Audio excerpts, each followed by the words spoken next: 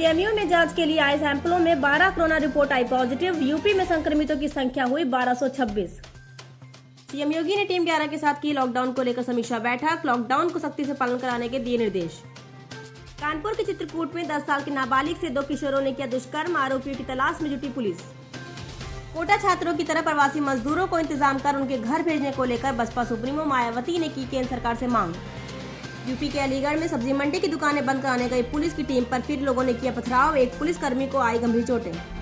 नोएडा में ईएसआई अस्पताल के कर्मचारियों ने काम बंद कर किया हड़ताल। अस्पताल प्रशासन पर वेतन न देने का लगाया आरोप। हरदोई जिला हुआ कोरोना मुक्त। अंतिम 2 कोरोना पीड़ित मरीजों ने दी कोरोना संक्रमण को मात। स्वास्थ्य विभाग ने जारी की जानकारी। दिल्ली की तरह यूपी में कोरोना के इलाज के लिए यूपी सीएम ने दिया आदेश। कहा प्लाज्मा थेरेपी को तेजी से आगे बढ़ाएं। लखनऊ के कई क्षेत्रों में दिखी पुलिस की मुस्तैदी। लॉकडाउन के चलते चेकिंग कर रहे पुलिस ने लोगों से की घरों में रहने की अपील। लखनऊ में इस्लामिक सेंटर ऑफ इंडिया ने जगह जगह पर करवाया ऐलान। घरों के अंदर ही रहकर मनाए रमजान। चिकित्सा शिक्षा मंत्री सुरेश खन्ना ने आज कम्युनिटी किचन पहुंचकर कम्युनिटी किचन की व्यवस्थाओं का निरीक्षण किया। निरीक्षण के दौरान मंत्री सुरेश खन्ना ने सोशल डिस्टेंसिंग रखते हुए गरीब मजदूरों और बेसहारा लोगों को राहत सामग्री के साथ कोरोना बचाव किट भी वितरित किए। एक और किट लाओ। ऑफिसर लो आके भाई थोड़ा पीछे कर लीजिए, थोड़ा दूरी बनाइए। आप हटिए भैया, आप इधर आइए। पप्पू भैया आप लोग थोड़ा डिस्टेंस बना के रखिए भाई। यहाँ आ जाओ, यहाँ दादा ये हटाओ भाई, थोड़ा पीछे आओ। एक और किट लाओ। ऑफिसर लो आके भाई। राजधानी में कोरोना संक्रमण को लेकर सबसे पहले हॉटस्पॉट केंद्र बने कैंट में आज स्थानीय लोगों ने राशन और रोजमर्रा की चीजों की आपूर्ति को लेकर सड़क पर निकलकर हंगामा किया। दरअसल कैंट क्षेत्र में कोरोना मरीजों के मिलने के बाद कई इलाकों को सील कर दिया गया था, लेकिन कैंट क्षेत्र में खाने की आपूर्ति को लेकर शायद कोई व्यवस्था नहीं की गई, जिसके चलते आज स्थानीय लोगों और पुलिस के बीच कहासुनी हुई। हालांकि इंस्पेक्टर कैंट के मुताबिक स्थानीय पार्षद की मदद से लोगों से घर वापस जाने की अपील की गई।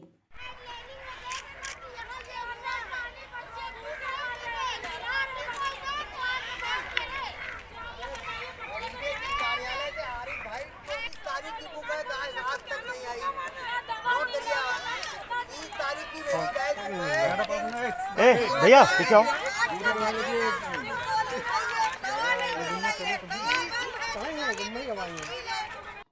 गोमती नगर में लॉकडाउन के नियमों को ताक पर रखकर पुलिस चेकिंग के दौरान 3 लड़कियों ने हाई वोल्टेज ड्रामा कर पुलिस को परेशान किया। चेकिंग के दौरान पुलिस द्वारा अपनी ड्यूटी कर गाड़ी के कागज और घर से एक साथ निकलने की वजह पूछे जाने पर इन लड़कियों ने बुलंद आवाज में चिल्लाते हुए ड्रामा करना शुरू कर दिया।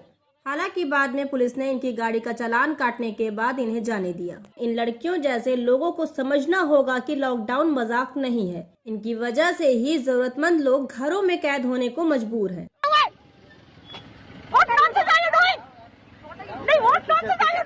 पेपर क्यों? ये लीजिए पेपर, ये लीजिए पेपर। ये कौन सी बात है? परेशान करके रखा हुआ है। 1 घंटा हो गया मुझे यहाँ पे। बैरिकेड तोड़ के बात क्यों रही है? फिर आप लोग तमाशा बना रही है। What are you doing? खड़े खड़े होइए, गाड़ी बैठिए, गाड़ी बैठिए, गाड़ी बैठो, गाड़ी बैठो। ये पेपर उठा लीजिए, पेपर उठाइए, पेपर ये पेपर, गाड़ी बैठो ना। मुझे परेशान कर दिया आपने। कौन परेशान कर रहा है? आप गाड़ी बैठी, पेपर उठाइए, अपने पेपर उठाइए। ये पेपर पड़े, ये उठा लीजिए, ये उठा लीजिए। लॉकडाउन में यूपी के सभी जिलों में ऑनलाइन शिक्षा कक्षाएं चलाई जा रही हैं, जिससे बच्चों का शिक्षा संबंधी भविष्य खराब ना हो और बच्चे भी ऑनलाइन शिक्षा को एंजॉय कर रहे हैं। इसी क्रम में बस्ती के सनराइज स्कूल के प्रिंसिपल डॉक्टर फैसल अख्तर ने एक वीडियो जारी कर विद्यार्थियों और अभिभावकों के लिए कोरोना के चलते लॉकडाउन और चलाई जा रहे ऑनलाइन शिक्षा के मद्देनजर संदेश दिया। और आप सभी लोगों को पता है कि ये जो कंटेंट हम दे रहे हैं ये हमारे यहाँ स्मार्ट क्लासेस वाले कंटेंट हैं। ये कंटेंट यहाँ भी पढ़ाए जाएंगे और इनका रिवीजन भी कराया जाएगा। ऐसे में जब हम रिवीजन कराएंगे तो बच्चे को जानकारी होना बहुत ज़रूरी है। जब वो इन चीज़ों की जानकारी रखेगा तो ही वो बाकी बच्चों के साथ तेज़ी से कवर कर पाएगा और हम इस आने वाले बड़े नुकसान को झेल पाएंगे, इस सेशन को सक्सेसफुली कंप्लीट कर पाएंगे और एक अच्छे रिजल्ट की तरफ आगे बढ़ पाएंगे। उम्मीद है कि आप आगे भी सुरक्षित घर पर रहेंगे, अपने आप को क्वारंटीन करेंगे, लॉकडाउन का पालन करेंगे। लखनऊ के सबसे बड़े कोरोना संक्रमित हॉटस्पॉट सदर में पुलिस पूरी तरह मुस्तैदी दिखाते हुए गश्त लगाकर लोगों से लॉकडाउन के नियमों का पालन करवाने का कार्य कर रही है। इसी दौरान जब पुलिस की एक टीम सदर फाटक पर पहुंची तो वहां 10-12 लड़के बैठे पाए गए। पुलिस द्वारा समझाने पर उन लड़कों ने पुलिस के साथ कहासुनी व धक्का मुक्की शुरू कर दी, जिसके चलते एक पुलिसकर्मी को चोट भी आई। हालांकि किसी तरह की कोई पत्थरबाजी नहीं की गई, जिसकी जानकारी पुलिस आयुक्त पूर्वी सोमेन वर्मा ने दी। इस कैंट एरिया में जो हॉट स्पॉट है उसमें एक गश्त पार्टी, पुलिस की गश्त पार्टी गई हुई थी। पुलिस की गश्त पार्टी जब रेलवे ट्रैक की तरफ गई थी, वहाँ पे 10-12 लड़के बैठे हुए मिले। उन 10-12 लड़कों को पुलिस पार्टी ने हिदायत दिया कि वो लोग अपने घर चले जाए, तो उनमें से 1-2 लड़के ना जाके पुलिस के साथ धक्का मुक्की और झड़प कर लिए। उसमें से एक लड़के के नाखून से हमारी एक पुलिस कांस्टेबल के नाक में खरोच आ गई और बाकी पुलिस बल और वो किए तो बाकी लड़के वहाँ से भाग गए।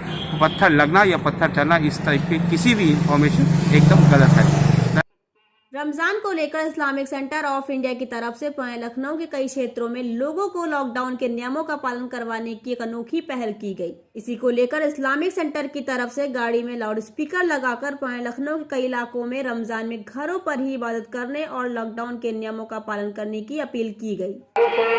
कि वो लोग जो कि मस्जिद में पहले से रह रहे हैं, सिर्फ वही लोग मस्जिद में तरावी का एहतमाम करेंगे। बाकी तमाम लोग अपने अपने घर में ही तरावी पढ़ेंगे। उसमें इस बात का भी ख्याल रखना है कि अड़ोस पड़ोस से भी लोग एक घर में जमा न हो, बल्कि जितने लोग एक घर में रहते हैं वही लोग एक साथ तरावी का एहतमाम करें। राजधानी में कोरोना और लॉकडाउन के चलते लेडी पुलिस का दिल छू जाने वाला वीडियो सामने आया। इस वीडियो में लेडी पुलिस अपनी छोटी सी बेटी को लेकर लॉकडाउन में सड़कों पर निकलने वाली गाड़ियों की चेकिंग कर उन्हें घर में रहने की अपील करती नजर आई।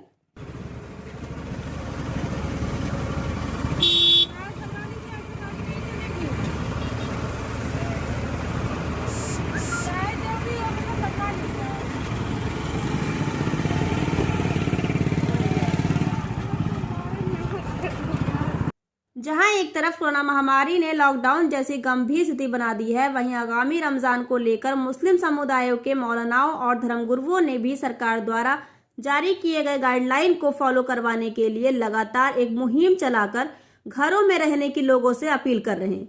इसी सिलसिले में ऑल इंडिया इस्लामिक सेंटर के अध्यक्ष मौलाना खालिद रशीद फरंगी महली ने रमजान में लोगों से घरों में रहकर इबादत करने की अपील की।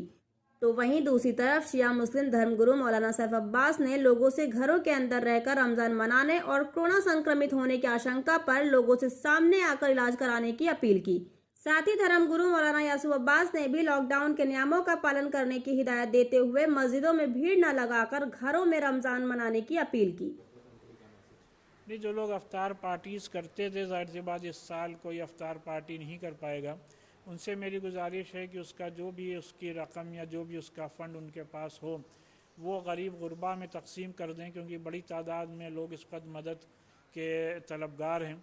और रमज़ान का ऐसा मुबारक महीने में अगर कोई भी शख्स एक भी नेकी करता है तो अल्लाह ताला उसके 70 गुना अजर व सवाब देता है। लिहाजा जितनी ज़्यादा हम लोगों की मदद करेंगे उतना ज़्यादा हम सवाब के हकदार होंगे।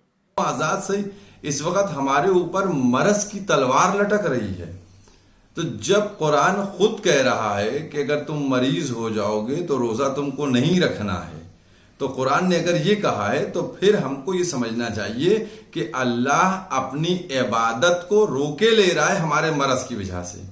तो आज जिस तरीके से वबा फैली हुई है और जो हमारे डॉक्टर एक्सपर्ट्स हैं उनका और जो हुकूमत है जिस तरीके से हमको आगे बढ़ा रही है, हमें उसको फॉलो करते रहना चाहिए और हमें लॉकडाउन की पाबंदी के साथ अपने घर में इबादत करना चाहिए। यही हमारे लिए भी बेहतर है और हमारी फैमिली के लिए भी। ज़बरदस्ती का नाम मज़हब नहीं है। इस वक्त हालात ऐसे हैं, हम घर में रह के रमज़ान में अल्लाह से दुआ करें तमाम इंसानियत के वास्ते, तमाम मुसलमानों के वास्ते कि अल्लाह इस बीमारी कोरोना जैसी वायरस से निजात दिलवा दे। और हमें इस बात की कोशिश करना चाहिए रमज़ान में कि हम जब रोज़ा रख के रोज़ा खोलें तो हम ये अंदाज़ा लगाएं कि कोई दूसरा गरीब ऐसा तो नहीं है जो हमारी वजह से भूखा हो और हमारा तो पेट भरा हो, उसका तो मुंह खुला हो। लिहाजा इस चीज़ का ज़रूर ख्याल रखना चाहिए। मैं रमज़ान में फिर अपील करूँगा कि कोरोना वायरस को देखते हुए रमज़ान अपने घरों पर मनाएं। जिस तरीके से शब बारात घरों पर मनाई है, इसी तरीके से रमज़ान का पूरा त्यौहार भी और ईद भी घरों पर मनाए तो बेहतर होगा।